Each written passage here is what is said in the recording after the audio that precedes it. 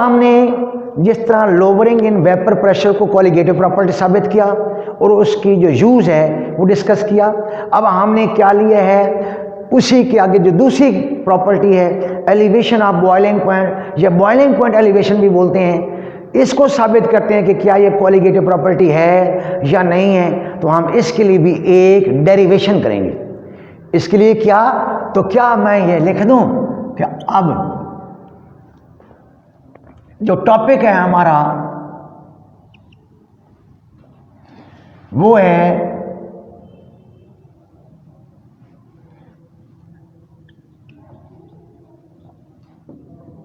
Elevation of boiling point या boiling temperature. Elevation जिसको ebullioscopic constant भी हम कहेंगे आगे चल के, elevation of the boiling point.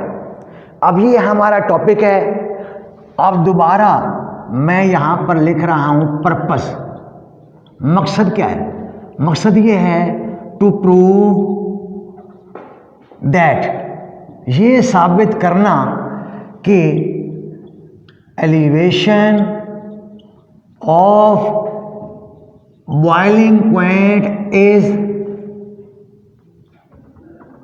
Colligative property, कि ये क्या है, कि ये भी कॉलिगेटिव प्रॉपर्टीज है। और क्या पर्पस है, to derive an equation for calculation of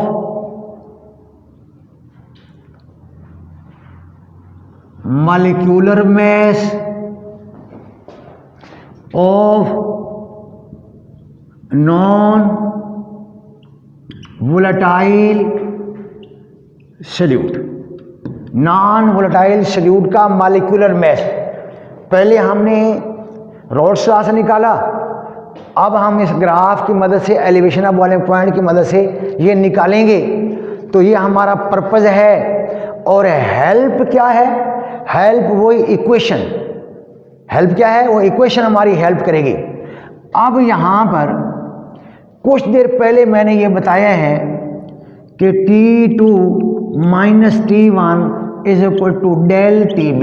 ये देखो, ये हमने ग्राफ से निकाला।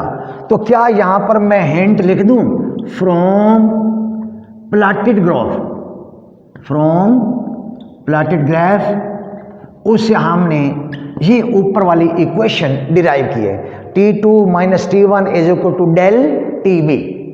ये हमने निकाली है। अब हमें पता है कि अगर मैस ज्यादा होता जाएगा तो एलिवेशन ऑफ बॉइलिंग पॉइंट भी ज्यादा होगा, और अगर सल्यूट की क्वांटिटी कम करेंगे, सल्यूट की क्वांटिटी कम करेंगे तो उसका जो एलिवेशन इन बॉइलिंग पॉइंट वो भी कम होगा। तो क्या मैं कह दूं कि del TB boiling point is directly proportional to the M। M क्या है, ये मैस ऑफ द सल्यूट है, ये मैस ऑफ द सल्यूट है। अब अगर मैं साइन ऑफ प्रोपोर्शनैलिटी को रिमूव करूं तो del TB is equal to, यहां पर मैं कोई कांस्टेंट ले लेता हूं और आगे क्या आ जाएगा, ये आ जाएगा हमारे पास M। अब अगर मैं कांस्टेंट कौन सा वो लेता हूं, KB, इबिलियोस्कोपिक कांस्टेंट। KB क्या है, इबिलियोस्कोपिक कांस्टेंट। ये जरा देखेंगे कि अब यहां पर del TB is equal to KB into M आ जाएगा। अब अगर मैं M ले लेता हूं कि ये 1 मोल है, कितना है, नॉन वोलेटाइल सल्यूट का 1 मोल, तो ऊपर वाली इक्वेशन क्या हो जाएगी, del TB is equal to KB। अगर ऐसा केस हो जब 1 मोल नॉन वोलेटाइल सल्यूट हो 1 kg सॉल्वेंट में, तो फिर KB is known as known as molar boiling point elevation constant। ये क्या है? मोलर, यानी 1 मोल क्वांटिटी होगी तो उस Kb को क्या कहेंगे? Molar boiling point elevation constant. ठीक है, Kb कब? जब m इज इक्वल टू 1 मोल। That is also named as ebullio, EBUILLIOSCOPIC,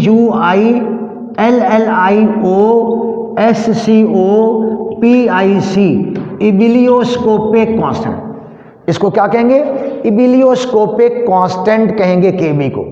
एक तो ये चीज़ अगर डेफिनेशन पूछे ये क्या होती है तो हम इसको बता देंगे कि ये हमारे पास इक्वेशन नंबर 1 है। Equation number 1।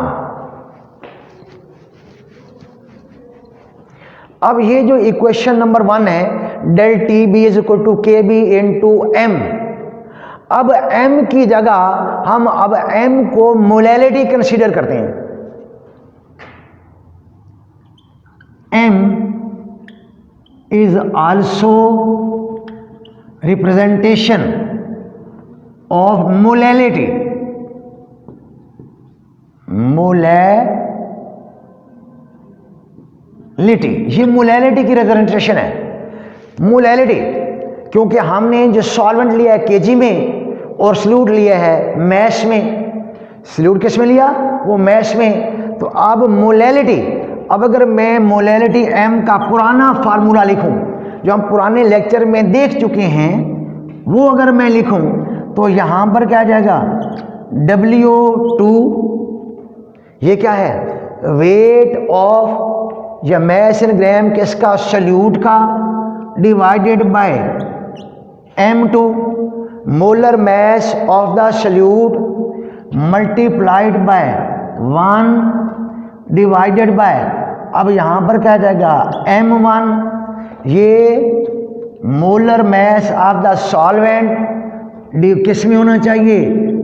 इन 1000 ग्राम्स, यानी 1 kg में किस होना चाहिए? ये इतने ग्राम यानी 1 kg में। अब अगर मैं लिख दूं कि m is equal to W2 over M2 multiplied by 1000 divided by क्या है? M1 डिवाइडेड बाय क्या है? ये है M1। तो अब अगर मैं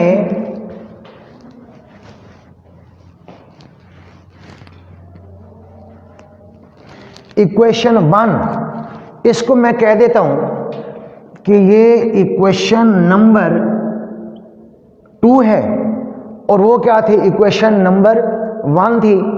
तो मैं ये सारा कुछ उठा के m की जगह पुट अप कर दूं तो मैं लिखूंगा पुटिंग इक्वेशन 2 इन इक्वेशन 1। तो इक्वेशन 1 में इक्वेशन 2 पुट अप कर देता हूं तो हमारे पास क्या हो जाएगा? Del T B is equal to K B into, अब पूरे m की जगह मैं लिख रहा हूं W2 over M2 into 1000 divided by M1। ये सारी चीज मैंने m की जगह पुट अप कर दी तो ये एक रिलेशन आ गया। अब ये जो हमारे पास रिलेशन आए हैं इसको मैं कह देता हूं इक्वेशन नंबर 3। अब इस थर्ड इक्वेशन को मैं रीअरेंज करूंगा ताकि जो M2 है एक तरफ ले जाऊं और बाकी सारी चीजें दूसरी तरफ हों। तो मैं यहां पर लफ्ज लिख रहा हूं रीअरेंजिंग। ये ख्याल रखिएगा, रीअरेंजिंग लिखूं या मैं अलिफ मद आ लगा दूं। ये जो अलिफ मद आ का साइन होता है ये भी किस लिए होता है? रीअरेंजिंग के लिए। रीअरेंजिंग इक्वेशन 3 किसके लिए अरेंज कर रहे हैं? For M2 molecular mass of the non volatile solute, उसके लिए M2 मैं इधर ले आऊंगा। ये आ गया M2 इज इक्वल टू, यहां पर ये Kb है इनटू W2 है, ऊपर क्या है? M1 है, यहां पर क्या है? 1000। दोबारा देख लें, M2 को मैं इधर ले आया, पीछे Kb बच गया, W2 बचा है, 1000 बचा है और M1, और यहाँ पर जो ये M2 अगर इधर आएगा तो डेल टी भी इधर आकर डिवाइड हो जाएगा। तो यहाँ पर मैं डेल टी बी लिख दूँ तो कोई मसला तो नहीं है। ये हमारे पास मैथमेटिकल इक्वेशन डिराइव हो गई। इसकी मदद से भी हम molecular mass of the solute निकाल सकते हैं। तो साबित हुआ कि एलिवेशन ऑफ बॉइलिंग पॉइंट भी कोलिगेटिव प्रॉपर्टी है, क्योंकि हम इससे भी M2 फाइंड आउट कर सकते हैं। तो क्या मैं लिख दूं, hence proved that elevation of boiling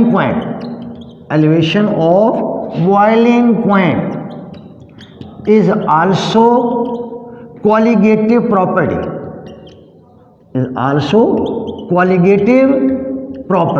तो ये भी colligative प्रॉपर्टी है। ये भी क्या है, colligative प्रॉपर्टी।